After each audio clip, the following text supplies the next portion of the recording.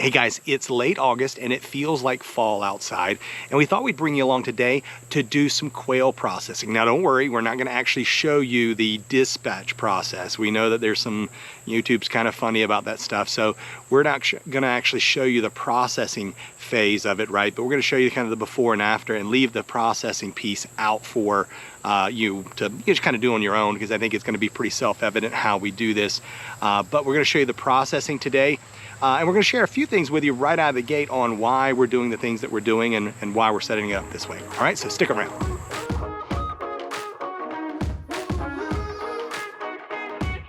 Hey guys, welcome back to our channel, The Purpose Driven Homestead. So I mentioned to you, we're going to be doing some processing of our quail today. Now we have about 5 or 6 of our roosters that we're going to get rid of today. We just don't need them anymore. We still have a few left. This is out of our first batch.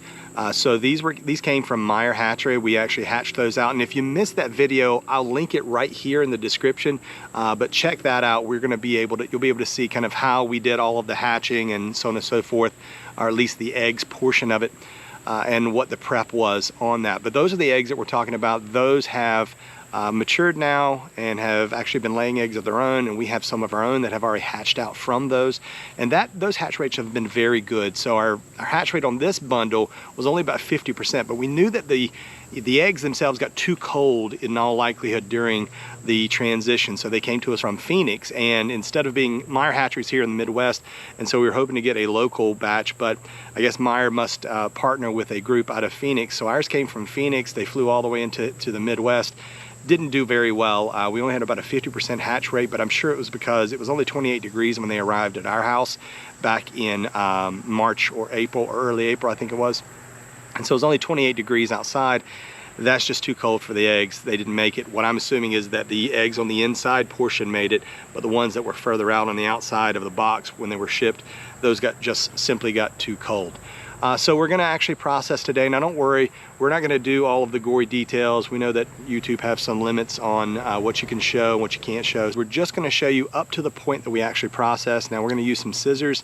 How we do process though is we're going to cut the heads off of the quail. It's a quick, fast, and very humane way of doing that. We won't show you that specific part, but what we will show you is kind of the before, and then we'll take care of that dispatch portion. Then how do you clean them, right? How do you process them? How do you get them ready so that we can then use those for meals for our family?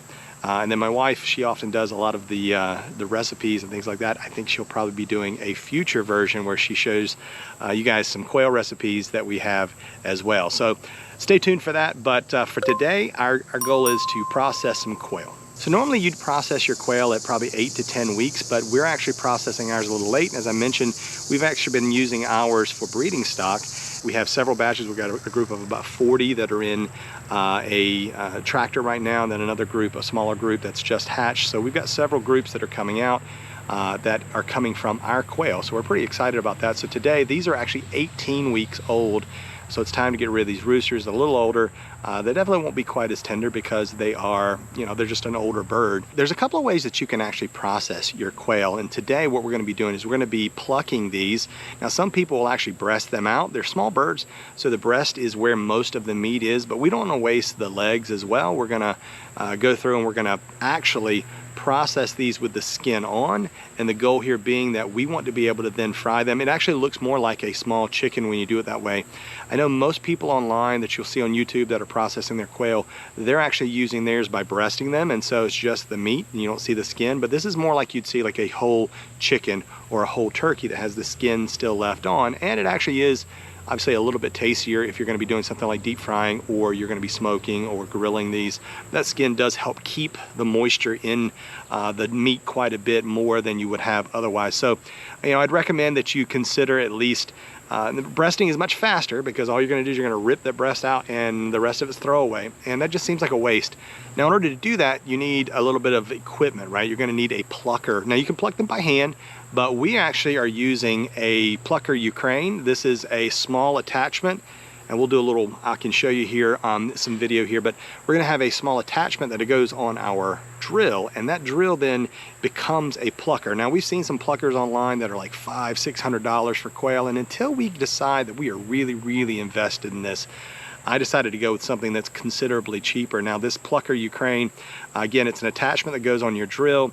It is going to create more feathers, and it's going to be, you know, it's going to just make a little bit more of a mess around the area because it's not going down a chute like a normal chicken plucker or something along those lines would be, right? So that's just something you're going to have to be okay with. But in our case, what we're going to do is we're going to pluck these using this drill attachment. And it's going to take we're going to have to scald them first, then we're going to pluck them, and then we'll clean the insides out, and that'll be kind of the whole process. Now, if you're interested in this Plucker Ukraine, it's a drill attachment. When we purchased it was about $78, $79. They were $50 only like a year ago, so things are obviously going up around here. But you can check this out. I've got a link in the description below for that plucker. But it is for small game birds, things like quail, dove, anything that's small like that you want to be able to pluck versus just breasting out. This is a good thing to have. It sets up really, really fast. Now there's a number of recipes out there, and my wife's probably going to do a few of them here in the next few weeks and months just to show you kind of how we cook some of our quail. But there's a number of recipes that are obviously much tastier when you leave the skin on. Quail tends to dry out quite a bit, and it's just because it's a small bird. So as soon as you cook it, that moisture leaves, and unlike a chicken or a turkey that's a bigger bird, you tend to have that dry out fast. And if you guys have ever cooked like chicken breast, you know how chicken breast can dry out a lot faster, and it's just simply because there's less moisture in it. It's not got all of the darker meat tends to dry out a lot slower. So anyway, we're going to take this today and we're going to process it, and we're going to hopefully leave that skin on. All right, so let's get started, guys. Now, if you're wondering why we're getting rid of our roosters today, generally speaking, about 50% of the birds that hatch are going to be roosters, and you don't need that many. You only need about 1 rooster per 5 hens. If you get too many together, they'll start pecking each other, and you can see the outcome of that right here where they're pecking at the feathers and stuff just to establish dominance, and we don't want that to happen. So we're going to go ahead and thin the herd here a little bit, or cull the flock some, as it were. We're going to use these shears. These are not standard scissors. They are heavy-duty shears. We're going to cut the heads off. It's going to be quick and painless for the bird. It's a very humane way of doing this. We are not going to show this on camera, though.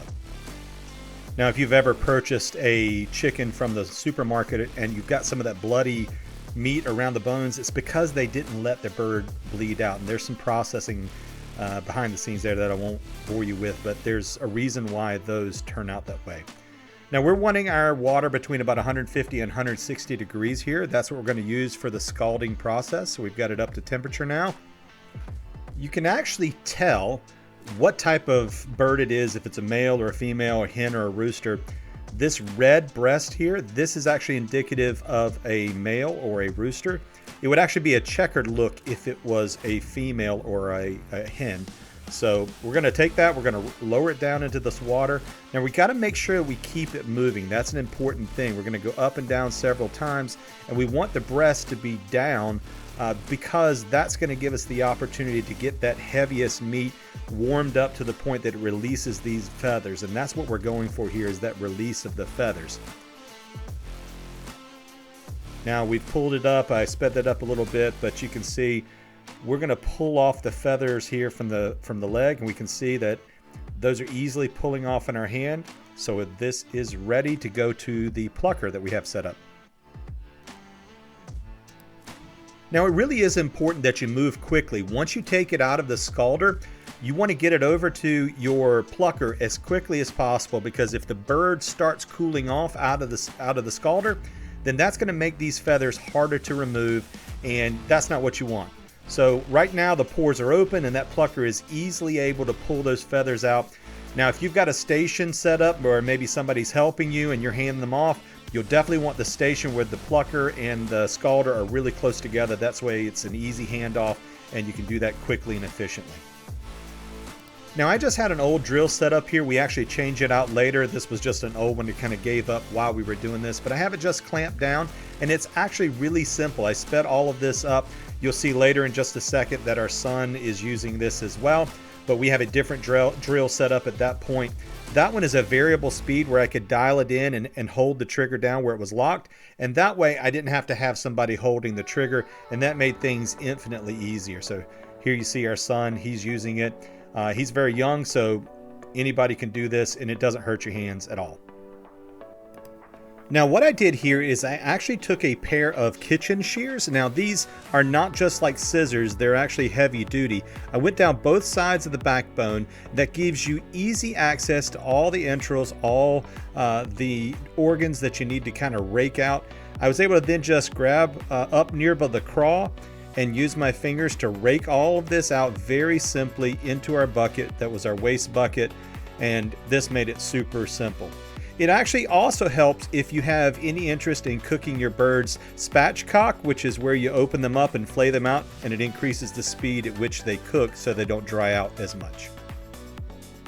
And once we've pulled everything down, we've got it all separated out, we can just come and disconnect in a couple of spots with our knife. And that now has disconnected from the top. And I'm going to have our son hold one of the wings here. So this is one of those times where it's nice to have an extra pair of hands. So he's going to hold that while I'm then using the knife to then separate the last piece here from the bird's carcass. And you can see it's really simple here. We're just going to use this fillet knife to separate it all out. Next step is we're going to come and cut the legs off, which is going to make it look a little bit more presentable, like a bird you'd see in the supermarket, right? Where it's kind of that bundled up. Now this next step is we're actually removing the lungs. That's the last piece because they're not really connected. When you pull the rest of it out, they're kind of up against the rib cage. So that's a pretty easy peasy way of doing it. Super clean now. And we're going to take it over and rinse it out now, and that should be it.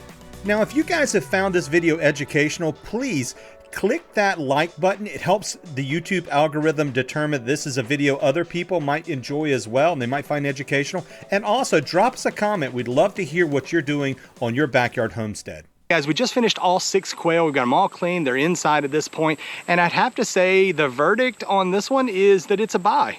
I really enjoyed using this thing. It made life infinitely easier than trying to pluck all those quail by hand. It's way, way cheaper than getting, say, one of those $500 drum quail pluckers. We've got a chicken plucker like that, and I think we're gonna do quite a few more chickens than we probably do quail, at least in the beginning. They're bigger, there's a lot more feathers, so we invested in a drum plucker for our chickens. But for our quail, I think we're gonna stay with this for a little while. It seems to do the trick. If we start getting a bunch that we harvest all at once from the quail, if we're wanting to do 2 or 3 at a time and we want to invest in that, maybe we go to that $500 one. We've been looking at one from, I think from Hatch Time is the name of or Hatch Right or Hatch Time. It's a all plastic version. I don't know, we'll just have to see. But again, I think for what we spent on this thing worked like a charm. You just have to work on a couple of things. So some things we did find out. The first thing I think is that for our scalder, we had to dial it up a little bit. It was a little too cold when we were in that 140 range. So we had to get up closer to 150, and I think that's where it really worked well. So we're gonna probably go with a little bit warmer temperature on the scalder next time around. And then for this, you do have to dial it in a little bit. So when you put it on your drill, if you can find a drill that you have that has a button where it's a variable speed and you can kind of dial that up or down, those work really, really well. I don't know if you noticed or not during there, we had one of our drills go out, so we had to switch over to a newer drill that I had, and it did have a variable speed on it. So it was nice. I didn't have to play with like a tie wrap or something like that to hold the trigger down on the drill, because you're going to run it for quite a bit of time. I think this thing works. It works really well. Yeah, again, you'll have to dial that in a little bit on the RPMs. Too high and it throws feathers all up in the air. Too slow and it doesn't pull the feathers off very easily.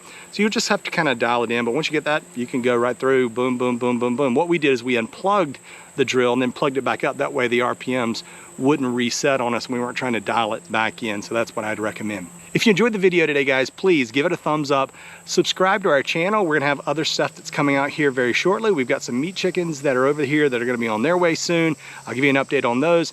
And we've got, I'm doing a feeder that we've got out there for our meat chickens. So just a lot of stuff that we have going on. I'm also gonna do, I think, a video on some of the, cooking some of the quail here shortly, so you get an idea of some things that you can do with those.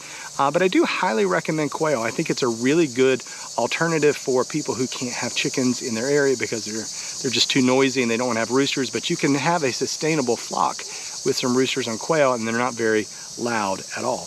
It's been a joy hanging out with you guys today, and we'll see you next time on the Purpose Driven Homestead.